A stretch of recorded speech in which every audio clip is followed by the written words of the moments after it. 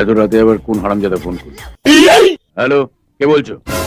Free fire লাভার বলেছিলাম না, আমাকে যদি গ্রুপ থেকে কি করিস তাহলে তোকে এই দিনটার জন্য পস্তাতে হবে। এখন আমি হিপ হপ আইডি কিনেছি।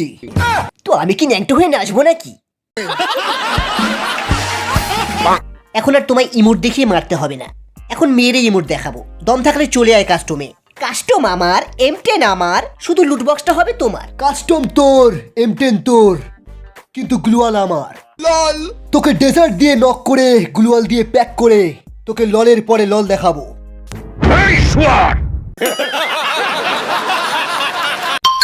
তো এইটা হলো রিভার সাইড, আমরা এখানেই ক্যাম্পিং করব। ভেস্ট ছাড়া ক্যাম্পিং করা যাবে না, হেলমেট ছাড়াও ক্যাম্পিং করা যাবে না, আর আমার পারমিশন ছাড়া কেউ পাকামো করে রাশে যাবে না, বুঝেছো? নোবরাদের সাথে র্যাঙ্কেট খেললে এই জ্ঞানগুলোই শুনতে হয়।